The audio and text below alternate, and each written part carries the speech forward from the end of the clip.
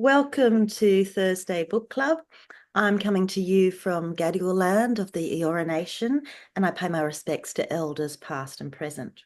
For anyone new today, my name is Suzanne Leal, and I'm the author of 5 novels, most recently The Watchful Wife and my children's novel, Running with Ivan.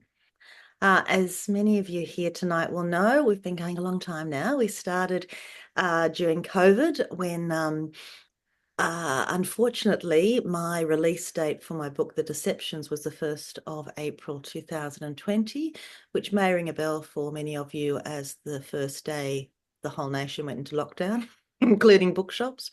So the book club was really, quite frankly, a panicked attempt to become part of a community and be part of the community despite this extraordinary circumstance we found ourselves in. And to my surprise, to my delight, we'll have been going almost 5 years. Can you believe it's almost 5 years since the beginning of the pandemic? So it's great to have come so far. As you know, we meet every week and it's a chat. It's a chat for people who are happy to come when they like. You can leave early. There's no particular book you need to read, but we love to hear recommendations. And once a month or every couple of months, we have a guest author. If you'd like to join and you're not yet on the mailing list, just go to my website, which is suzanneleal.com. And there's a sign up button there. Otherwise, just pop me an email or a message and I can sign you up. But enough about me.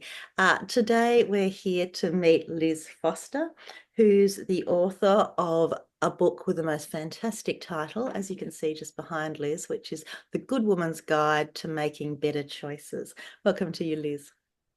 Thank you so much for inviting me, Suzanne. It's so exciting to be here talking to you all because I was one of the people following you along, during the pandemic. We're all doing our thing, right? But I can remember thinking, wow, she's got her act together with this whole pivoting thing. It was great. You And know, you're still going. You know what I'm good at? I'm good at, for example, like, don't ask me to entertain you for a meal unless we're on holidays and there's only 2 cans of something and something in the bottom drawer of the holiday fridge. And then I can do it fantastically. So I think crisis, I'm good. There's a crisis, I can I can rise to the occasion. But There's another pandemic, we know who to call. Let's hope there's maybe. not. Yes, maybe. Let's that one. We're going to talk about, rather than pandemic, goat's cheese and fraud and marriage. And it seems to me that you know a little about all those 3 things. Is that right, Liz? Yeah, a little bit. Well, I am married, and I like goat's cheese, but the fraud, it's more of a Google reader thing. Let, But yes, I've written about those 3 things combined. let me go backwards. First of all, where are you coming from today? Where are you physically? I'm in Camry land, Gadigal, I think it is, and I live in Lane Cove. Excellent, excellent. Okay, so we've got many New South Wales people today. We tend to have a combination of regional, urban, some interstate, and sometimes international. Right. So, what I'd like to know first of all is who thought of that title? That's the best title. I can't take any credit. It was actually my publisher. So I had a working title. The manuscript was accepted, and the contract was being developed, and we were putting together the publisher and the editor and I were putting together her pitch for the team, which is like a 2-bit for everybody out there that's not a writer. It's kind of like a 2-page I suppose, selling point wrap up of the manuscript. And my working title was, I can't even remember the working title now. Well, the Ponzi scheme. That's right. But it was very much a working title. I knew that wouldn't be the title. And then she literally bashed out there and then on the tips of her fingers on The Good Woman's Guide to Making Better Choices. And then she sent it through to me and said, this is not final title. It's just a pitch title. I'm just, basically wrapping everything together to pitch it to the team, which is what happened. It was all accepted, and then when down the track we started to discuss actual titles, the sales director particularly was quite stuck on it, and he decided he liked it, and he didn't want anything else. So that's what got picked. I mean, I like it too. The alternative I had was the ruin and revival, sort of later on, the ruin and revival of Libby Levine, and my main character is called Libby, actually Libby Popovic, but I would have changed her surname to Levine for the lovely alliteration. Um, but yeah, the sales directors kind of what they want they get, because they're the ones at the coalface, I think. So yeah, that's where it came from. I like it. What I find sometimes with books is if there's a title which is either hard to say just through the words themselves, sort of harsh or difficult words, or where there's a title where whatever you do, you just can't remember the title. It might be a great title, but you can't remember it. And I think the good thing about yours is that it's a sentence, and you really only need, even if you don't remember the whole lot, good woman, better choices, and then you've got it. Yes, well, that's right. I mean, I refer to it colloquially as the GWG because it's quite long to write, very long. So I like the Good Woman or the Good Woman's Guide. But it's not obviously a guide, it's a work of fiction. I've got a friend called Mark Lamprell who's both a film director and a novelist.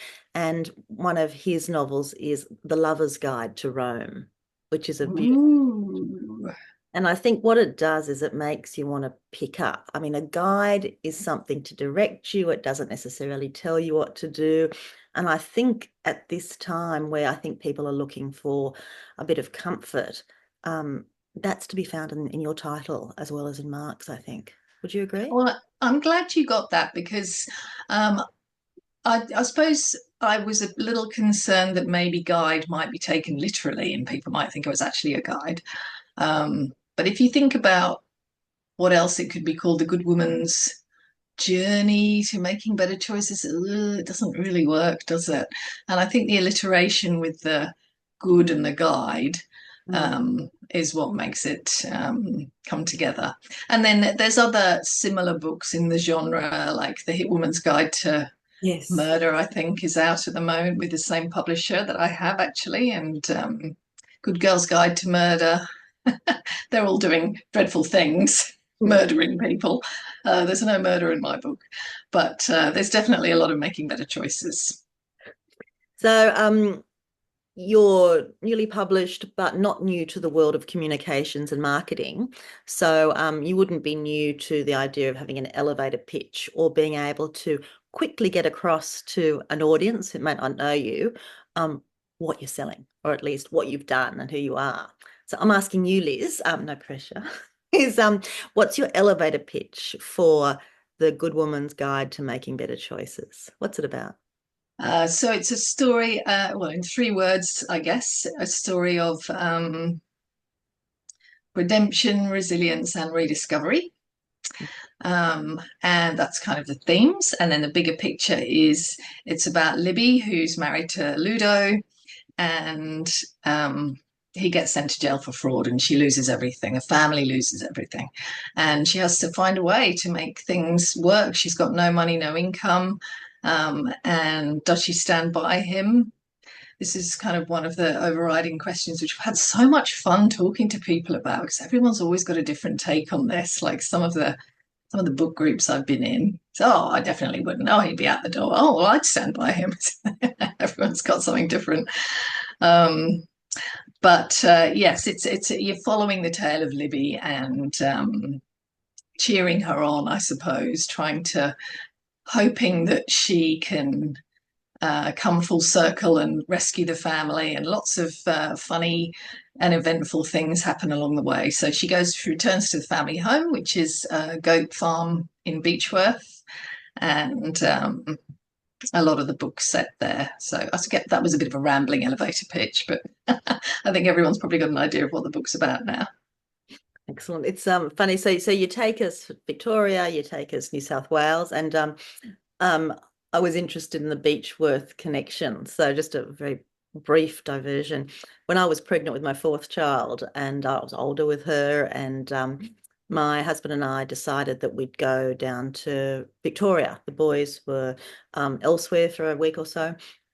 And I was so sick because I was 3 months pregnant. All I could do was just swallow Joel's or Werther's. And so we were stopping in all these beautiful places, including Beechworth. And all I could do was just sit in the car and see if I could get some more lollies. So I would like, you've sent me back to Beechworth and sent me back on that track of regional Yeah, Victoria. morning sickness. And made it better. Uh, it's what I like about the story too, and I think you've had some great success in terms of the readership that you've got and who's liking it. Not everyone's husband gets sent to jail for fraud, which makes the marriage implode. But I think a lot of people have had a marriage or a relationship that's imploded perhaps for less sensational or novelistic reasons. Do you think that your book has struck a chord with, and I'd say particularly women who find themselves in a position of being solo when they didn't expect it? It really has, and it's probably the most asked questions at library events and festivals that I've had. So um, the idea is that Libby and Ludo, that the way they structure their family is that he goes to work, if you like, and earns the money. And she is a graphic designer, but she doesn't really work. She's looking after the kids, and he doesn't really want her to work. He's like, "You're fine. I earn a lot." And then suddenly she loses everything, and she's literally got no income, no career. She has some skills, but she hasn't built a career up. She doesn't have a network, and she trusted him. So, people say, well, how could she not have known? Like, I love these conversations, like they're real people. How could she not have known that her husband was committing fraud? And I say, well, look, if you structure your family, however you structure it, so let's say one of you's the breadwinner and the other one's the homemaker, whichever way around it is. But in their case, he's the breadwinner, she's the homemaker. The homemaker does not grill the breadwinner every single day when they come home from work and say, how did you make your money today? That they know where they work, whatever the company is, the money comes in the bank account every month, bills get paid, maybe you go to the odd work function or the odd work drinks, but you don't actually know what your partner's doing and how they're making money. So I think a lot of questions that people ask themselves are, I guess, everybody, whoever you are, whatever sex you are, whatever stage in a relationship you are, needs to be able to, well, ideally, support themselves if there's a disaster, whatever that disaster might be. And in my book, the disaster is, as you say, drastic. He's jailed and they lose everything. But, stuff does happen to people. Stuff happens. So quite a lot of people have given some thought to it, and I've had quite a bit of feedback as well. And people say, "Oh, it's quite feminist," and that's good that you think that. I didn't necessarily write it as a feminist novel, but it's nice to think that people are cheering Libby on. You can do it. You can do it. There was literally, she's a clever girl. She hasn't had a career, and that's because she was being persuaded by the husband not to, and she didn't need to, in inverted commas. I think I'm always quite interested when I hear the expression, "Oh, I don't need to work," and I assume that means someone doesn't need to work because their partner earns enough money to support them both. But to me, working is not just about the money. So this is the point that I'm trying to make with Libby. She does need the money, but there's more to it. Building up her skills, basically. Yeah, I think it's it's very instructive to read a book like that today as well, when I think theoretically we think, well, women can have everything. Um, but I think perhaps we just got the verb wrong. And I think it's more women can do everything, but not necessarily, or support, go into a support role almost by default, which I think is something that Libby's done. And I suppose the second thing I wanted to raise with you was that, and it is interesting when people say, in retrospect, what you must have known. The American election, we must have known what the result was going to be. A marriage that's founded, well, you must have known there was an affair, or you must have known. I think the problem is that to have a relationship, there needs to be trust. And if there's trust, then you're not being vigilant. You're not Mm. waiting to fall. So I think, is that something that was of interest to you in terms of trust in a relationship and then the betrayal of trust? Absolutely was. So Libby's parents separated when she was young. She has never known her father, and the family unit for her is extremely important. You know, it's her marriage vows, supporting her husband, you know, having her own children and raising them and investing in their lives, and it's literally everything. So she would never leave her family the way that her father did, and you can't invest that amount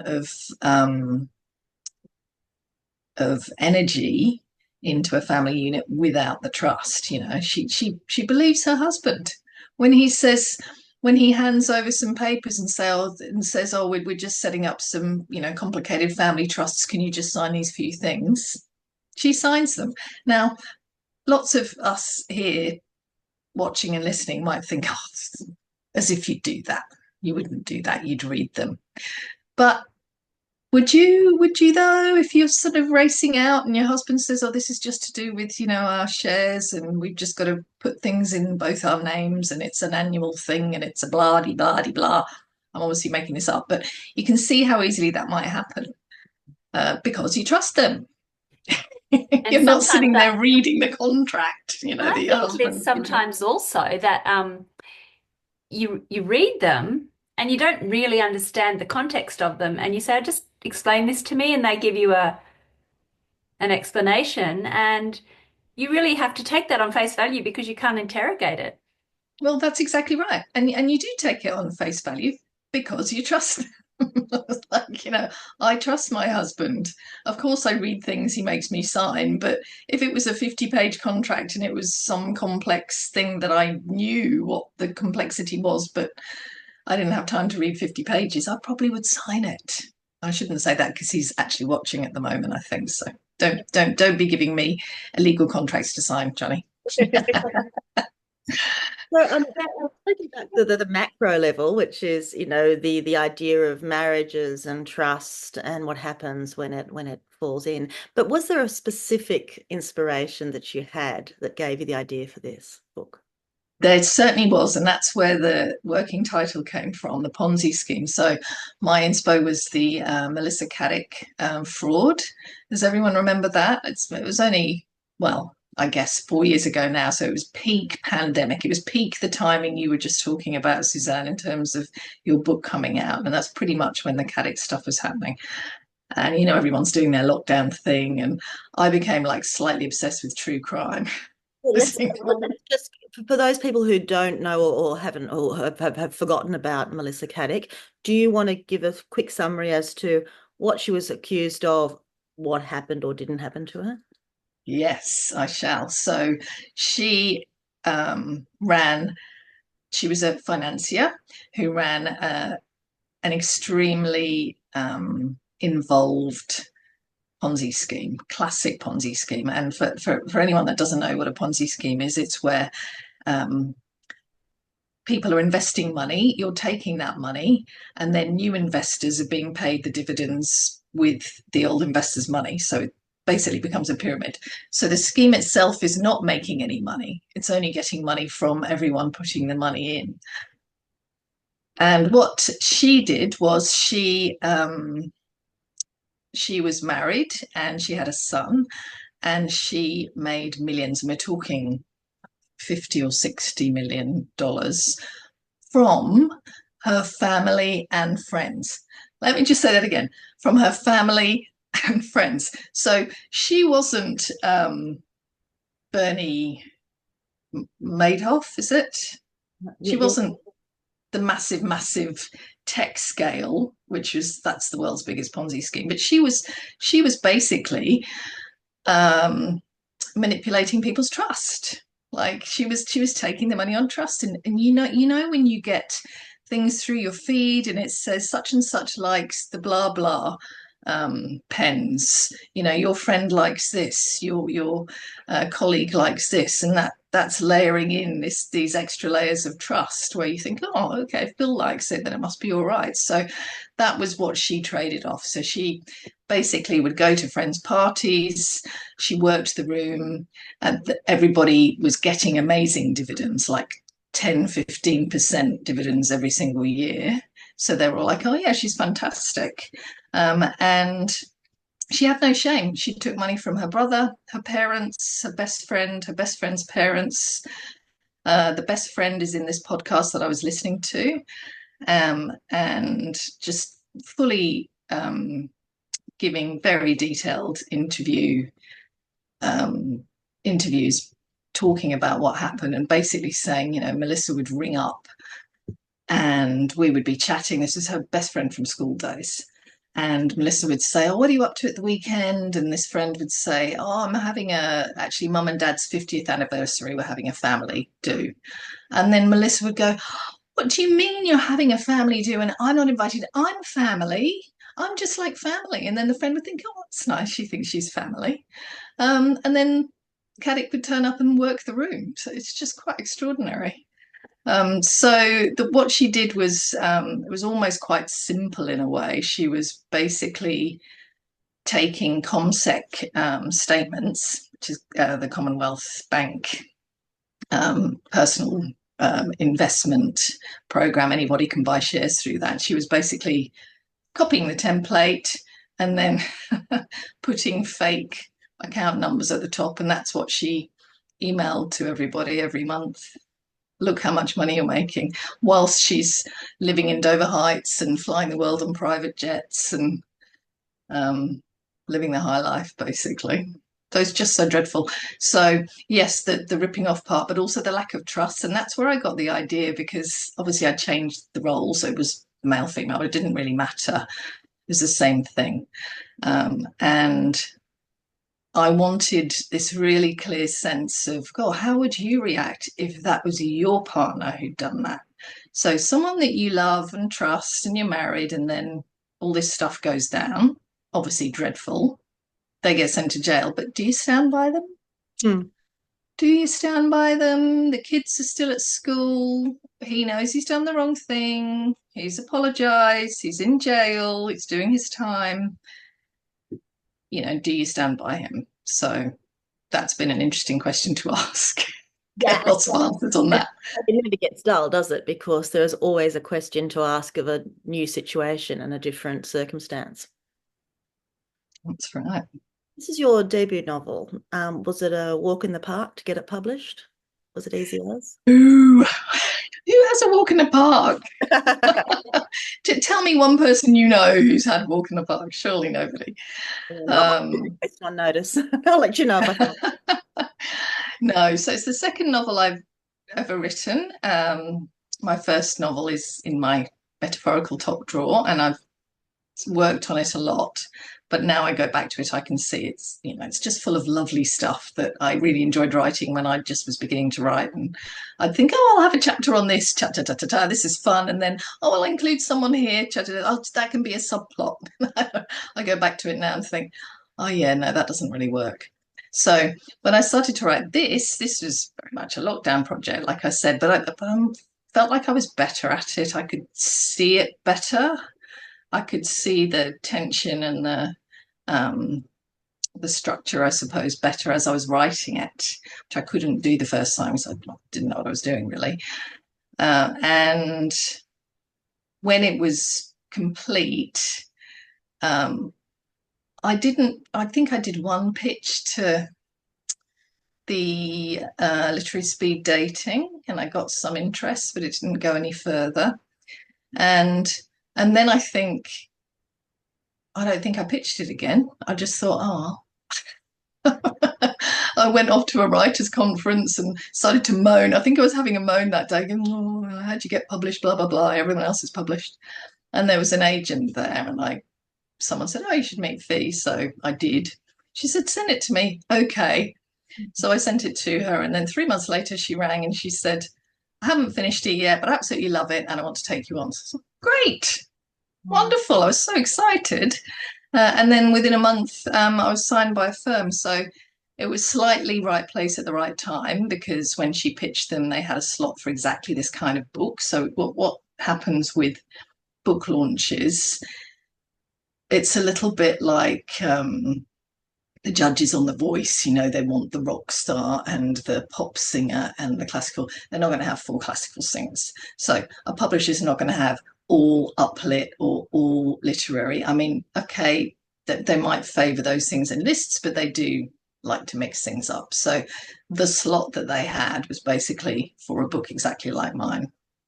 And that's when the publisher got that manuscript, and she said she loved it. And then because I'd spent so long working on it, because I'm an editor, a professional, not a fiction editor, but a professional editor as part of my marketing career, it was in quite good shape. So she could take it straight on. It didn't need a structural edit, just a copy edit. And it was only 8 months later, it was after they signed it, that it was published. It was quite quick.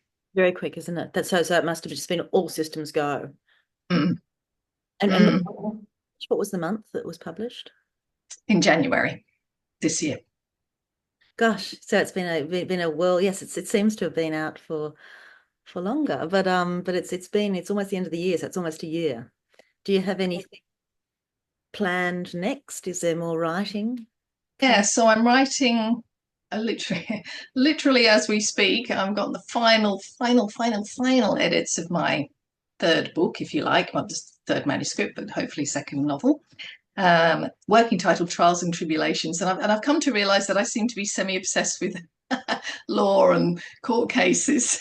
So I think I'm going to segue to cozy crime next, because it's very much a cozy feel in these books. But yes, the second one, Trials and Tribulations, it follows a sexual harassment trial and the lives of 2 jurors sitting on the same trial. So it follows their lives, the trial in the middle, and both their lives are unraveling for various reasons in line with the trial. And it forces them to consider some of their own prejudices. And what happens at the beginning is one of them's convinced he's guilty and one's convinced he's innocent, and throughout the trial they both change their minds. So how interesting. That sounds great. So it's with you for editing, but your agent or the publisher hasn't seen it yet. Is that right? No, but hopefully by next week they will. That's how close I am. Oh, that's exciting.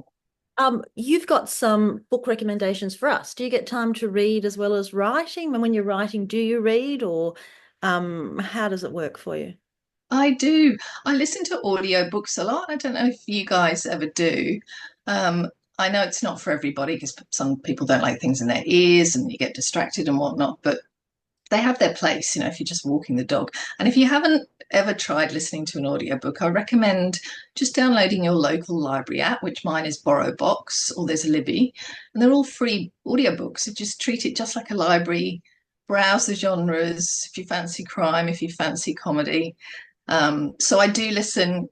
Generally, I've got 3 books on the go at the same time, which is an ebook, an audiobook, and a paper book. The paper book is the just before bed book or holidays. The audiobook is the one that I get to listen to the most, because when I'm driving to work and walking the dog and that kind of stuff. So I have listened. I've got some recommendations I can talk about, because 2 of them are audiobooks, but they're out in paperbacks as well. It's just that I listen to them, and then one paper as well. So the first one is my screen backwards or the right way around? Oh, it's perfect. So this is, I've just read this one. Anyone that likes kind of cozies, Richard Osman, We Solve Murders. So he's done obviously the hugely popular Thursday Murder Club, which is delightful. And then this is, I guess, similar. It's just more edgy in the sense of it's not set around a retirement. There's only so far you can go with people that live in a retirement village. You've kind of got, the retired detective and the combat cop who's the detective's daughter-in-law. So it's very fun. It's quite big. Lots of reviews say, "Oh, there's a few too many characters in it," but it's just delightful. I recommend it. The second book I'm recommending, which I printed out because it was an audio book, so you can see it. Can you guys see that? So Tracy Spicer, Man-Made. So I did an event with Tracy a couple of weeks ago, and she was talking about this book. And so I listened to the audiobook prior to doing the event, so I could meet her and sound like I knew what I was talking about. So Man-Made literally means that, as in she's done an amazing amount of research on the bias of AI, which we're all living. AI is like the new internet, right? From 20 years ago, it's next level. So when you Google something in AI, what she's saying is it's drawing on all of the information that lives in the internet, and all of that's biased because it's based on historical bias, which is all male-centric. I'm making it sound quite heavy, but honestly, it is fascinating. I couldn't stop listening to it. And when I'm taking my phone to the bathroom, a shower, and I'm pressing play, I can't put it down. I really recommend it. And I borrowed it, as I said, through my library app. I'll just show you something very quickly. It's this is just to demonstrate what she's talking about with the bias, which I had done this before I read this book, right? So in my novel, there's an early scene where one of the characters is wearing a green sequin dress, and it gets eaten by a goat. She gets pinned against a fence, and the goat's eating her dress. Right? So I thought, maybe I can do a little, I don't know, little character sketch or something using AI. Let's see what they come up with. So I typed into AI exactly these words: woman wearing a green dress being eaten by a goat. That's all I typed in. Nothing to do with age, nothing to do with appearance. And this is the picture that AI created. Now, I know that's screen on screen. Can you see that? But you get an idea of the pouting beauty with the cleavage. Now, all I typed in was woman in a green dress. So say no more. That's the point that Tracy's book's making. The third book is another memoir, but much lighter. Honestly, if you're in need of a good laugh, I defy anyone that listens to this or reads this not to literally weep. Dawn French, The Twat Files. I think it's quite relatively new. Actually, she's touring the book at the moment in the UK, and my sister went to see her, and obviously she's basically standing on the stage monologuing. But The Twat Files is basically all her stories of herself throughout her life doing really what she calls twatish things, which is kind of English slang for stupid. Very, very, very funny, self-deprecating, just hilarious stories of the party she went to with Lenny Henry, where he went as Michael Jackson. And she went as the chimp. Michael Jackson had a monkey, and she went as the chimp. And she said, and a friend of hers that helped her with wardrobes and whatnot, basically made the costume. She said it didn't arrive until the day before. She said it must have weighed about 30 kilos. She said, put it on. They both got there within about, it was Elton John's party. This is the key. Elton John. It's a huge event, right? And so she literally turns up in this monkey suit with Lenny Henry. She said, it was so hot, I couldn't breathe. I couldn't see anything. We walked straight out and went home. That was it. 5 seconds at Elton John's party. in a monkey suit. It's just that is one of very, very many anecdotes that were all equally funny. So I really recommend that if you fancy a laugh. Oh, that sounds that's excellent as we're coming into holiday season. What excellent recommendations. Got a couple of minutes. Does anyone have a question? I propose if you put it in the chat, but if you want to speak, just pop your hand up and I'll see if I can see you. Probably you need to have your camera on for that. Otherwise, just pop something in the chat, and while I'm waiting, I'll keep chatting. So is this new book that you're writing, is it proving easier or harder to write? Well, I'm finding it easier, although I'm nervous about saying that. I don't necessarily mean I think it's better, but I just find it, the more I write, the easier I find it, because I can just see the little joins so much better. And I can see, oh, wow, I can make, because I've got two jurors, as I said, in their lives, I'm not connected, but I'm making tiny little connections along the way. And I'm walking along thinking, oh, they're both on the freeway at the same time. I'll have one of them cutting the other one up. And the reader will know, but they won't know. Just tiny little things like that. I feel like I'm thinking like a writer as opposed to someone that's having a lovely time Oh, bashing out stuff.